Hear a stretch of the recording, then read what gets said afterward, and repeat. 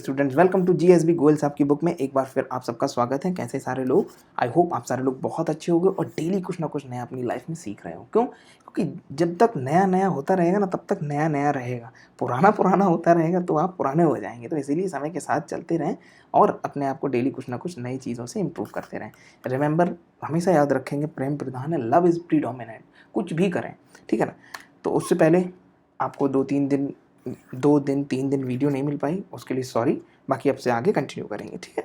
तो हम अब सबसे पहले टॉप टॉपिक कवर करेंगे। Scheme launch 100% solarization of Konark sun temple and town, ठीक है ना? अब आपको कहीं ना कहीं इन सब प्रोजेक्ट, इन सब स्कीमों से पता चल रहा हो गवर्नमेंट रिन्यूएबल रिसोर्सेज पर, रिन्यूएबल एनर्जी पर बहुत ज़्यादा ध्यान दे रही है, ठीक है? तो ये सारी चीज़ें नोट करते जाइए, आपकी आंसर राइटिंग में बहुत ज़्यादा हेल्प करेगा।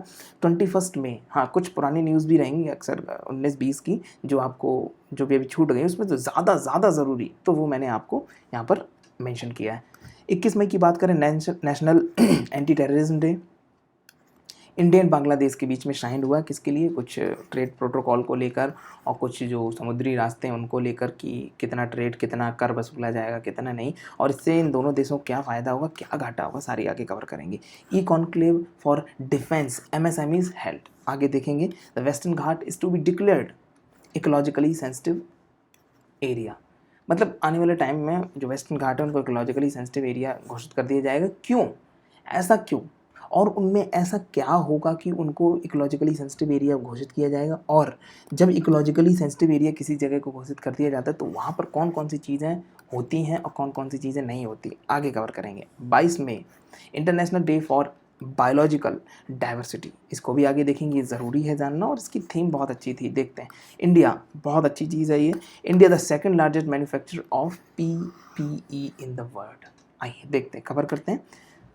Experience, 2 year teaching experience. अगर अपने डिग्री की बात करूँ, bachelor of science in biotech and master of science in food tech. और अगर अनअकैडमी की डिग्री की, अनअकैडमी के प्रोफेशन और अनअकैडमी के एक्सपीरियंस की बात करूँ, 96% रेटिंग रही है और वहाँ पर टॉप टीचर की लिस्ट में मैं 62 रैंक पर भी रहा हूँ, ठीक है?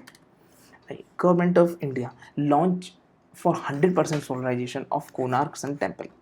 जितने लोग यहाँ पर हो आए हैं, जो इस वीडियो को देख रहे हैं, मुझे कमेंट करके ज़रूर बताएंगे। यस सर, यस सर, मैं भी यहाँ पर हो आया हूँ। जैसे अब अगर आप महाबलीपुरम जाएंगे तो वहाँ का जो सबसे सुंदर, सबसे अच्छा बीच है, बीच जैसे ये बीच है, तो बीच के पीछे ही आपका ये सन टेम्पल है। आइए आगे चलते हैं। 20 मई 2020 की अगर बात करें, the ministry of new and renewable energy launch a scheme to solarize the Konark temple and Konark town, ठीक है? मतलब उस पूरे टाउन को और कोणार्क टेम्पल को पूरा सोलराइज किया जाएगा, और कहीं ना कहीं ये लोगों को संदेश देने के लिए। आइए आगे देखते हैं किस लिए इसको किया जा रहा है। Scheme has been launch to develop a historic sun temple in the town of Konark, ठीक है? Also the scheme will develop the town into Surya Nagari, ठीक है ना? अब जो पूरा है उस पूरे टाउन को ही सूर्य नगरी घोषित कर देना, मतलब इस तरीके से वहाँ पर चेंजेस वगैरह लाना कि पूरा सूर्य नगरी घोषित कर दी जाए, ठीक है ना? The development will be to deliver the message of synergy between the sun temple and the modern use of solar energy. The scheme mainly aim to promotion and to promoting the solar energy, ठीक है? और भी अगर आप महाबलीपुरम जाएंगे, जैसे वहाँ का सनराइज़, अगर मैं बोलूँ, मैं मतलब मेरे पॉइंट ऑफ व्यू से पूरे इंडिया का सबसे अच्छा सनराइज़ आपको महाबलीपुरम में मिलेगा। और बहुत बड़ी बड़ी मूर्तियाँ, मतलब आपने आज तक सुनी होंगी कि कितनी मूर्तियाँ हैं आपने देखी होंगी, ज़्यादा से ज़्यादा 50,000 की, 1,000 की, 2। मैंने वहाँ पर जो मंदिरों में लगाई जाने वाली मूर्तियाँ हैं, वो मैंने 50-50, 60-60 लाख रुपए की मूर्तियाँ भी वहाँ पर देखी। और वहाँ के लोगों से, यहाँ पर मतलब अगर आप जाएंगे महाबलीपुरम तो वहाँ आप देखेंगे कि लोग, मतलब कि जो मूर्तियाँ बनाते हैं शिल्पकार, वहाँ पर पूरे पूरे गाँव ऐसे ऐसे हैं जो शिल्पकार हैं, ठीक है? आइए आगे बढ़ते हैं, कुछ और चीज़ों को देख लेते हैं। की features of the scheme, scheme का क्या की फीचर है देखते हैं। The scheme will set up 10 megawatt grid connection solar project. यहाँ पर जो सोलर प्रोजेक्ट रखा जाएगा, जो पूरी इस नगरी को, उस टेम्पल को जो सोलराइज किया जाएगा, उसमें कितना सेटअप किया जाएगा? 10 मेगावाट ग्रिड कनेक्शन वो connected solar project. It will also launch application such as solar drink water kiosk, ठीक है ना, kiosk and solar trees and off grid solar plants with battery storage, मतलब तरह तरह की डिज़ाइन वगैरह की जाएंगी जिसमें सोलर प्लांट्स रहे, मतलब बहुत सारी चीज़ें जो अब जैसे कि क्या रहेगा वाटर, अब जैसे वाटर ड्रिंकिंग कैसा रहेगा, जैसे कि जो वहाँ पर आरओ वगैरह लगा रहेगा तो वो आपका सोलर से ही कनेक्ट रहेगा, ठीक है। The project is to implemented by the Orissa renewable energy resources development agency, और जो ये प्रोजेक्ट है the project is to be implemented by the Orissa renewable energy development agency के द्वारा, ठीक है। आइए कोणार्क सन टेम्पल के बारे में थोड़ा सा जान लें, अगर आप जाएँ तो घूम कर ज़रूर आएँ, वहाँ पर रात को एक लाइटनिंग शो होता है, बहुत सारी नई-नई चीज़ें होती हैं, आप वहाँ जाएँगे आपको बहुत सारी चीज़ें देखने को मिलेगी। Konark sun temple is a world heritage monument, it was built in 13th century, it was built by the king Narasimha Deva, ठीक है, Narasimhadeva first. The temple has been design in the shape of chariot, ठीक है ना, एक चैरियट के तरीके से उसको डिज़ाइन किया गया। It was declared a UNESCO world heritage site in 1984, ठीक है। अगर आप वहाँ जाएंगे तो आपको वहाँ और नए नए तरीके के, जैसे अगर आप वहाँ जाएंगे आपको वहाँ पर वो मिलेगी रथ की तरीके से पूरा पूरा मंदिर बने रहेंगे। आइए आपको आगे दिखाता हूँ क्या क्या चीज़ है। Temple was once called a black pagoda, ठीक है ना, as it was then believe that it draw ship and cause a shipwreck. There is also another culture site in where the term pagodas has been referred. It is Mahabalipuram in Tamil Nadu. The site is believed that have the 7 pagoda of Mahabalipuram, ठीक है ना। आइए आगे बढ़ते हैं। 21 मई की बात कर रहे हैं, national anti terrorism day celebrate किया जाता है। क्या है इस दिन? Every year on 21 May India observe national anti terrorism day. The day is observed to mark the death anniversary of the prime minister Rajiv Gandhi ji, ठीक है। नोट करिए, Rajiv Gandhi was the 6th prime minister of India. He serve as the prime minister of the country between 1984 to 1989, ठीक है। Note करते चलेंगे। He was assassinated in a Sri Perumbudur, कहाँ पर?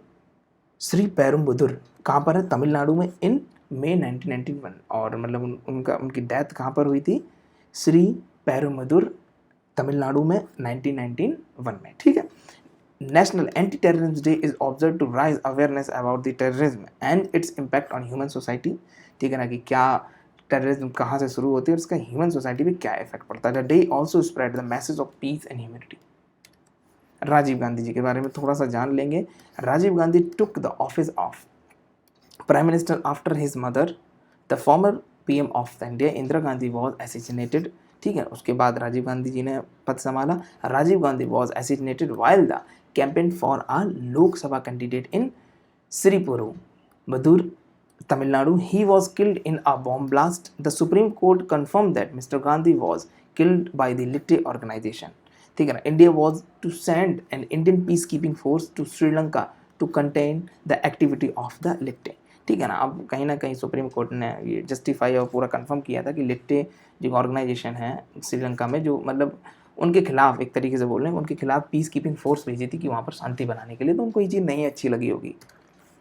India and Bangladesh sign in land water transit and trade protocol, कि कैसे सारी चीज़ें होंगी, कितना टैक्स लगेगा कितना नहीं, और क्या वाटर रूट रहेगा क्या नहीं, उसके लिए साइन हुए हैं। आइए देखते हैं। 20 मई की बात कर रहे हैं 2020, Indian Bangladesh sign a second addendum, ठीक है, of the inland water transit and trade protocol in Bangladesh. तो सर 20 मई को सेकंड हुआ, तो पहला कब हुआ था? बिल्कुल आगे मैं आपको बताऊंगा कि पहला कब हुआ था sign.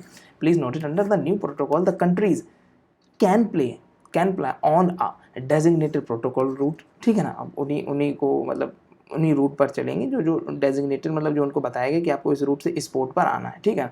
Also the movement of shallow draft mechanized vessel have been allowed between a डोगरी जो आपका इंडिया में एंड अ चिलमारी जो आपका बांग्लादेश में। This is being considered the path breaking development. This will help in export of a Bhutanese cargos, है ना, stone ships and a northeast cargo to Bangladesh.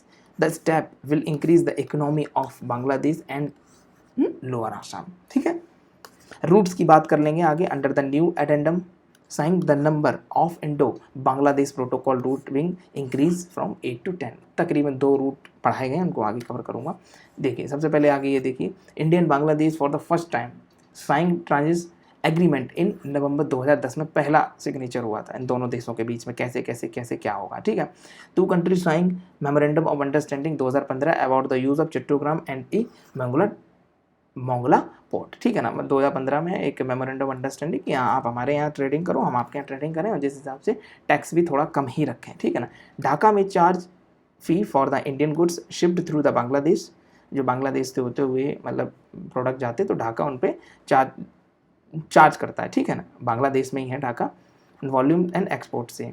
अब अगर बात करी जाए फ्रॉम चिट्टोग्राम पोर्ट की अगर बात करें and Mongla port, goods to be transport to 4 border point on each route and to the 3 states, ठीक है ना, 3 स्टेट तक, और इन सारी चीज़ों से होकर सारी जो एक्सपोर्ट डिलीवरी है वो जाती है, ठीक है। पोर्ट्स की बात करें, currently there are 6 ports that are open under the protocol, ठीक है। Now with the new agreement 5 more ports of call have been included, ठीक है। पहले 6 थे, अब 5 और इंक्लूड कर दिए गए। The inclusion of the Jogighopa will help to connectivity with Meghalaya, Bhutan and Assam. अच्छा क्वेश्चन बना है, इससे ध्यान रखना।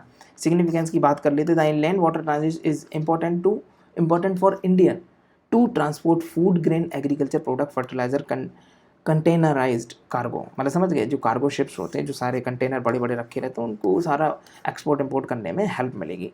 And cement, the major export cargo from India and Bangladesh is fly ash. What is fly ash? जो क्या कहते हैं, बड़ी बड़ी फैक्ट्रियाँ होती हैं, ठीक है। अब जो जिनसे बहुत ज़्यादा धुआं निकलता है, जिनको बोल सकते हैं बहुत बड़ी बड़ी, जैसे कि फर्टिलाइज़र हो गया, अब और भी बहुत बड़ी बड़ी फैक्ट्री जिनसे ऐश निकलती, तो उस ऐश को क्या करते हैं, फ्लाई ऐश को लेकर वो सीमेंटिंग में यूज़ करते। तो यहाँ से टनों टन बांग्लादेश इंडिया से सारी चीज़ें ये ले जाता है, ठीक है ना। India export around 30 lakh metric ton of fly ash to Bangladesh in year. एक साल में 30 lakh metric ton fly ash Bangladesh में एक्सपोर्ट करता है, जो मतलब हमारे लिए बेकार है। आपने देखे हुए कभी आपने कोई ऐसे पावर प्लांट वगैरह देखे होंगे, जो बहुत बड़े बड़े पावर प्लांट होते हैं, उनके आसपास, जैसे ये पावर प्लांट है, तब यहाँ देखते हो काली काली फ्लाई ऐश पड़ी रहती है, तो वही ऐश होती है जो हम उनको सेंड करते हैं और वो सीमेंटिंग में यूज़ करते हैं। It is to be noted that recently environmentalists raise concern of fly ash work sinking in Hooghly river. अब कई बार क्या होता है कि अब 30 लाख मेट्रिक टन जो फ्लाई ऐश ट्रांसफ़र की जाती है बांग्लादेश को, तो क्या होता है कि इसमें जो जहाज़ जो होते हैं, जो ये फ्लाई ऐश ले जाते हैं, तो कई बार क्या होता है कि हुगली रिवर में डूब जाते हैं। तो इससे क्या होता है कि वहाँ के एरिए में कहीं ना कहीं कुछ ना कुछ 15 से 20 दिन तक इकोनॉमिक क्राइसिस आ जाती है। क्यों? क्योंकि हुगली के आसपास वाले जो जितने भी मतलब हुगली के आसपास वाले जितने भी छोटे छोटे कस्बे या जो लोग हैं जो फिशरीज पर डिपेंडेंट हैं, तो वहाँ की मछलियाँ कई बार एक्सपायर हो जाती हैं, उन मछलियों को खाने वाले भी बीमार पड़ जाते हैं। तो इससे कुछ कंसर्न ये भी उठाए जा रहे हैं कि इसका रूट बदलने का या थोड़ी सी सिक्योरिटी बढ़ाने, क्योंकि बहुत सारे जो जहाज़ जो फ्लाई ऐश ले जाते हैं बांग्लादेश को, वो बहुत सारे डूब जाते हैं, ठीक है। E conclave for defence MSME is held. आइए देखते हैं, 21 मई 2020 की बात कर लें। Union defence minister Rajnath Singh chaired e conclave defence MSME, micro small and medium enterprise. अब इस टॉपिक से ही, इस छोटे से इंट्रोडक्शन से आपको पता चल रहा होगा, कहीं ना कहीं हम एमएसएमई को भी इसमें इन्वॉल्व कर रहे हैं कि हम जो छोटी छोटी चीज़ें बाहर से मंगाते थे, तो अब अपने एमएसएमई से काम करा के हम उनको यूटिलाइज कर सकते हैं। साथ ही साथ क्या होगा कि एम्प्लॉयमेंट भी जनरेट होगा। प्लीज़ नोट करना, ध्यान देना, आपकी आंसर राइटिंग बहुत हेल्प करेंगे। जितने भी याद रखिए, मैं वही न्यूज़ सिलेक्ट करता हूँ जो आपकी आंसर राइटिंग में है और जो आपके लिए ज़्यादा ज़रूरी हो, ठीक है। The e conclave was organize by CII। क्या है ये? कॉन्फेडरेशन ऑफ इंडिया इंडस्ट्री, ठीक है। CII क्या है? Confederation of Indian industry. And SIDM, society of Indian defence manufacturer and department of defence production. Around 800 defence MSMEs participate in the conclave that was held through the video conference, ठीक है ना। The conclave identified the fact that US defense industry developed with a short span of 2 years during a World War II। Background की बात कर लेते हैं। The government of India recently announce that the defence sector will focus on the indigenization of defence raw material to boost its defence production.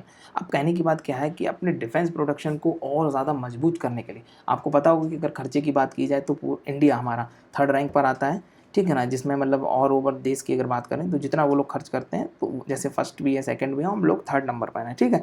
जो कि all over दुनिया में, all over world में हम सबसे ज़्यादा अपनी आर्मी पे खर्च करते हैं। सबसे अच्छी बात क्या है कि हमारी आर्मी इतनी स्ट्रांग होने के बावजूद भी हमने आज तक कभी भी अपनी तरफ से किसी भी कमज़ोर या किसी भी ताकतवर देश पर हमला नहीं किया है।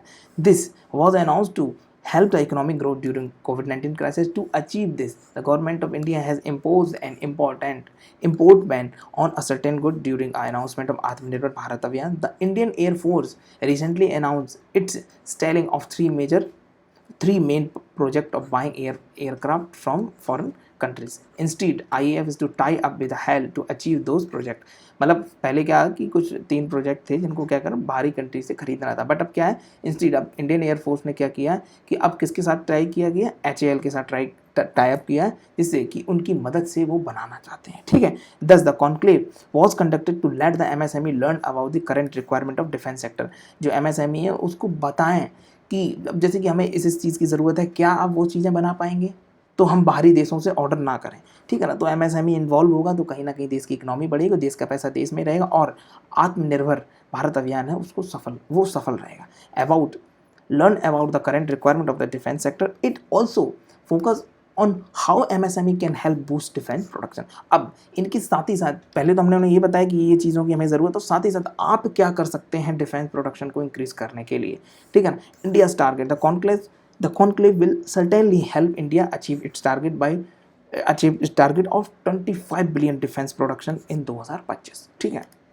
Western Ghat is to be declared ecologically sensitive area soon. आने वाले टाइम में जो वेस्टर्न घाट है उनको इकोलॉजिकली सेंसिटिव एरिया घोषित कर दिया जाएगा। अब सर इकोलॉजिकली सेंसिटिव एरिया घोषित करने से क्या होगा, आइए देखते हैं कि वहाँ पर होगा क्या और होगा क्या नहीं।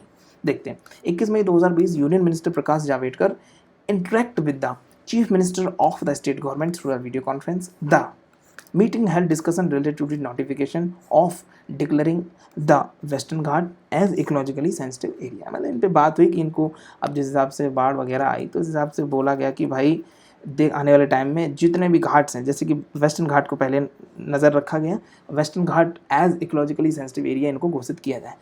नोट करेंगे the state that participated in the video conference including Karnataka, Kerala, Maharashtra, Goa, Tamil Nadu, Gujarat, ठीक है ना। The government of India constituted a high-level working group under the doctor Kasturirangan, ये साउथ के हैं, डॉक्टर कस्तूरिरंगन। आप मतलब जब आप साउथ में घूमने भी जाएंगे तो भी आपको ऐसे ऐसे नाम सुनने को मिलेंगे जो आप एक बार में नहीं पढ़ पाएंगे। The committee identify the geographical area in a state that need to declare, मतलब ये जो कमेटी बनाई गई है वो मतलब इसलिए बनाई गई कि वो देखें कि किस एरिया को इकोलॉजिकली सेंसिटिव एरिया बनाया जाए। Based on the report submitted by the committee, the central government in 2018 issued a draft notice to notifying the area that ecologically sensitive areas, ठीक है। The meeting is a follow up to make a conclusion to declare the region. और जो meeting है वो आने वाले time में कि इन एरिया को इकोलॉजिकली सेंसिटिव एरिया बनाना है। आइए देख लेते हैं अब इस मीटिंग का क्या आउटकम रहा, क्या रिजल्ट रहा। The state government has express their interest in expediting early notification of ESA। They were unanimous and ensuring the protection of western Ghat. Maharashtra की बात कर लें, the state of Maharashtra propose to include a greater number of village. अगर महाराष्ट्र की बात कर लें तो वहाँ के ज़्यादातर विलेज जो है वो इकोलॉजिकली सेंसिटिव एरिया में आते हैं। Under the protocol the state has requested to include 2092 village under the ESA। The centre has propose to include only 2133 village. मतलब कहने की बात क्या है, स्टेट ने ये क्या है कि भाई देखो टोटल सेंटर ने क्या बोला है कि महाराष्ट्र में टोटल 2113 ऐसे विलेज हैं जिनको हम ESA में रखेंगे, पर स्टेट ने बोला भाई 2133 ना रखो, 2092 ही रख लो, क्योंकि बहुत सारे विलेज ऐसे हैं जो कहीं ना कहीं वहाँ पर इकोनॉमिकली उनको बहुत सपोर्ट करते होंगे। आइए देखते हैं the village cover 37% of the western Ghat. आइए देखते हैं ESA क्या है। When area is declared ESA it mean the restriction are put on mining पे रेस्ट्रिक्शन हो जाएगी, थर्मल पावर प्लांट्स है ना, क्वायरिंग पे and construction and setting up industry, ये सब कुछ करने में वहाँ पर बहुत ज़्यादा दिक्कत होगी और गवर्नमेंट से बहुत ज़्यादा परमिशन लेनी पड़ेगी, ठीक है। अगर आप मैप में देखेंगे तो ज़्यादातर हिस्सा, अगर मुंबई की महाराष्ट्र की बात करें तो ज़्यादातर गाँव जो है वो आपके ESA से कनेक्टेड है, ठीक है। और आने वाले टाइम में उनको मतलब कि ऐसा रोका जाएगा कि आप वहाँ पर ना इंडस्ट्री कर सकते हैं, खोल सकते हैं, ना माइनिंग, ना थर्मल पावर प्लांट। क्योंकि वहाँ पर बाढ़ वगैरह आने के बहुत ज़्यादा चांसेस होते हैं, इसीलिए, ठीक है ना। तो इसके बीच में भी थोड़ी सी मचमच चल रही है कि सेंटर बोल रही है कि 2113 और स्टेट बोल रही है कि 2092, ठीक है। आइए 22 मई की बात कर लें, international day for biological diversity. देखते हैं क्या है। इस बार की थीम बहुत अच्छी थी, the our solution are in nature. जो भी चीज़ हमें चाहिए वो सब हमारे नेचर में है, ठीक है। थीम याद रखेंगे, international day for biological diversity पूछा नहीं जाएगा कि कब मनाया जाता है, थीम पूछी जा सकती है। Every year 22 May the international day for biological diversity is marked by united nation. The day highlight the biodiversity issue, और इसके दिन बायोडाइवर्सिटी इशू को हाईलाइट किया जाता है कि भाई देखो ये इशू है, ये क्लाइमेट कंडीशन ख़राब हो रहे हैं, इस तरीके से ये हो रहा है, इस तरीके से ये नहीं हो रहा है, ठीक है। This year the day is being celebrated under the theme, क्या थी theme, the solution are in nature. Significance की बात कर लें, the theme emphasise solidarity hope and importance of working together to build a future of life in harmony with nature. मतलब nature के साथ, समझ गए, एक ताल से ताल बिठाकर हम अपने फ्यूचर को अच्छे से बिल्डअप करें, ठीक है। इस थीम का ये मतलब है। बैकग्राउंड की अगर बात कर लें, the resolution to celebrate the day was adopted in 1992। The day was initially celebrated on December 92 till 2000, starting from 1993. It was marked on December 29 to celebrate the day the Convention on Biological Diversity come into effect, ठीक है। It was later shifted on 22 मई, ठीक है, ये याद रखिएगा, ठीक है।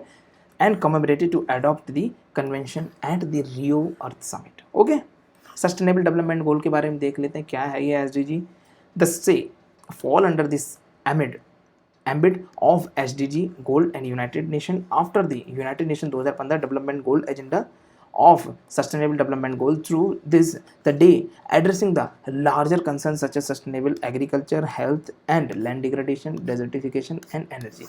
इन सब का ज़्यादातर डिक्लेरेशन जिक्र ज़्यादातर किया जाता है जब भी इस दिन का सेलिब्रेशन किया जाता है। क्यों? क्योंकि ये आपके सस्टेनेबल डेवलपमेंट गोल का एक बोलें तो लार्जर कंसर्न्स है, ठीक है, और उनका एक बड़ा एजेंडा भी। एक बहुत अच्छी खबर और बहुत ही प्राउड फील करने वाली खबर, India the second largest manufacturer of PPE in the world, ठीक है।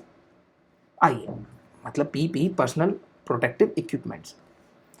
अगर बात करें 21 मई 2020 की, India become a second largest producer of personal protective equipment of the world. China is the leading producer of PPE in the world, ठीक है ना। अब भाई चाइना से तो हमने मंगाई थी ना बहुत सारी चीज़ें, पर सही नहीं निकली, तो फिर हमें उस मतलब उन सबको बहिष्कार करके, उनका बायकॉट करके हमने इंडिया में प्रोडक्शन बढ़ाया है। और कहीं ना कहीं आत्मनिर्भर भारत जो अभियान है वो अब सफल होता दिख रहा है, ठीक है ना। आइए बात करते हैं, the ministry of textile has been taking a several measure to maintain a quality of PPE along side manufacturing. Manufacturing के अलावा भी चाइना ने क्या किया, मैन्युफैक्चर किया, चाहे किट की बात कर लें चाहे PPE की बात कर लें, पर उन्होंने ध्यान किस चीज़ पे नहीं दिया, क्वालिटी पे। अब इंडिया क्या करेगा, क्वालिटी पे ही ध्यान देगा। बेशक आप लीडिंग प्रोड्यूसर रहें, पर लीडिंग सेलर इंडिया को बनना है। बहुत अच्छी बात हो, बहुत डिफरेंस है साइन, leading producer and leading seller. और आपको भी और हमको भी लीडिंग ही बनना है, मतलब हर फील्ड में, ठीक है ना। लीडिंग कुछ भी हो, पढ़ाई में उसमें भी आपको लीड करना है अच्छे से। आने वाले टाइम में जब रिजल्ट आएंगे तो आप लोग भी अच्छे अच्छे रिजल्ट लेकर आएंगे, ठीक है। बैकग्राउंड की बात करें, इनिशियली इंडिया फेज, हाँ आप लोग कैसे ले सकते हैं, जैसे कि चाइना एक लीडिंग प्रोड्यूसर है। अब आप लोगों के केस में अगर मैं बात करूँ कि हाँ सर ये लीडिंग रीडर है ना, और आपको क्या बनना है, लीडिंग अचीवर, ठीक है ना। रीडर देखे ना, जो सिर्फ पढ़ता ही रहे पढ़ता रहे, अचीवर जो रिजल्ट भी रहा है, ठीक है ना। हाँ सर मैंने आज ये पढ़ा वो पढ़ा ये पढ़ा ये कर, ठीक है, आपने आज किया क्या, है ना। आपने अगर प्रोडक्ट लेवल की बात करें, प्रोडक्टिविटी क्या की, तो प्रोडक्टिविटी पे भी ध्यान देना है, ठीक है। कि पढ़ते तो हैं आप साथ साथ एक दिन में 3 3 4 4 ऐसे भी राइट करें। अब बहुत सारे मतलब ऐसे ऐसे बच्चे हैं जो ऐसा करते भी होंगे, और बहुत सारे ऐसे बच्चे हैं जो ऐसा कुछ भी नहीं करते होंगे, ठीक है ना। आइए बैकग्राउंड की बात करें, initially India face the several challenge in increasing quality of PPE product. This include the importing machine from China and also increasing price. Apart from these, there was a delay in import and non-availability of domestic manufacturer. The above reason made India turn into indigenous in PPE production, ठीक है ना। This increased the production of PPEs. It is to be noted that textile community recently launched that a synthetic blood penetration testing equipment. आने वाले time में क्या हुआ कि synthetic, अब देखा नहीं, जैसे कि लोगों को जो ब्लड सैंपल लेने के लिए जो चीज़ें यूज़ की जाती है उनको भी बनाया जाएगा। This will increase PPE testing potential of the country. अब इससे क्या होगा कि अब जैसे टेस्टिंग किट है, अब उसके लिए ब्लड सैंपलिंग के लिए वगैरह वगैरह जिन जिन चीज़ों की ज़रूरत पड़ती है वो भी ये सारी जो अपनी इंडिया में आने वाले टाइम में बनाई जाएंगी। पोटेंशियल ऑफ इंडिया बहुत ज़्यादा है। India is now producing 2.06 lakh PPT every day. वाह, 2.6 lakh PPE kit every day. This is a maximum capacity of the country. On an average, India produces 1 lakh kit. A PPE kit consists of shoe cover, glove, eye shield, mask and gown. अब ये नहीं कि आप सिर्फ gown ही gown बन रहे, पूरी kit की बात कर रहे हैं। The data was provided by the Ministry of Health. January 2020 India had only 2.75 lakh kit and that were being imported. और इन 2020 जनवरी की बात की जाए तो सिर्फ 2.7 लाख PPE किट थी और इनको बाहर से इंपोर्ट भी किया गया था। Today India has more than 15 lakh PPE kit as stock buffer. ठीक है, I hope you like it. Thank you so much for watching this video. Don't forget to like, comment and share. Yes, and don't forget to smile. God bless you. मिलते हैं next video में, तब तक के लिए जय हिंद।